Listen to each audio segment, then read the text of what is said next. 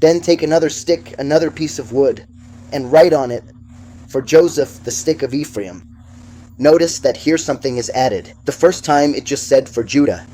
Now it says for Joseph, the stick of Ephraim, because it's referring to the last one who comes from Joseph, but through Ephraim.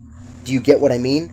That's why it doesn't say for Joseph and for Manasseh, or just for Joseph, but for Joseph and Ephraim, because the last one comes from Joseph and from Ephraim. How do we know this? From Joseph came 2 sons who became 2 tribes, while Judah had only 1 tribe. That's why it says there, and to Judah and his companions. And now it says Joseph, Ephraim, and it says, for Joseph, the stick of Ephraim, and for his companions, the whole house of Israel. So it's saying the same thing. Also, as I mentioned, the stick represents the sacrifice of the Messiah. With one, it is fulfilled literally, and with the other, spiritually. Yahushua was literally hung on a tree killed. In the end, cursed spiritually as if hung on a tree, because it won't be exactly the same. Is that clear? So, the tree represents the sacrifice. It also obviously represents something that grows from the earth, like the tribes of Israel, from Yahweh, who come out of the earth. But out of the 12, it's only counting 2. If we go to Genesis, those 2 are the tribes in Genesis 49 that receive the most blessing, because they represent the coming of Mashiach ben Yahudah and Mashiach ben Yosef, or the Messiah son of David, the Messiah son of Judah, and the Messiah son of Joseph.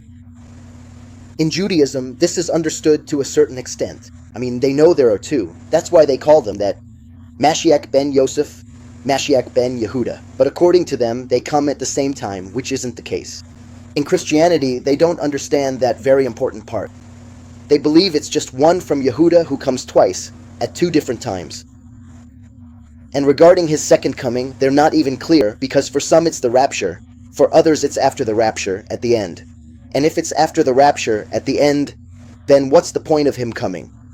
If Scripture says he has to come to fight with T, the sword of his mouth against the preachers, where is that verse? At what point does that get fulfilled for Christians? So, sadly, in Judaism they believe in 2 messiahs who come at the same time.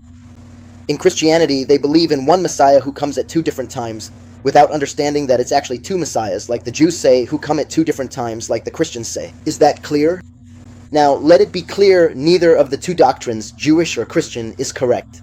It's just good to read so you know what their arguments are, and then look at it in Scripture to see that neither of them is right, but also to see where they do have it right, and that way arrive at the truth.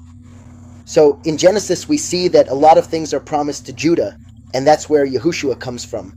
Then it goes to Yosef and promises him a whole bunch of other things, and the way it's explained, the blessing given to Yosef shows that it's for the end times. That's in Genesis 49, in case you want to look it up later. So, as I said, it's talking about all of Israel, but only 2 tribes, because from those 2 tribes would come 2 people who would be leaders of the people. That's why it says for Yahudah and companions, for Yosef and companions, just as Yahushua came to Yahudah and those who believed in him as the first. Now the last comes, and those who believe in him as the last.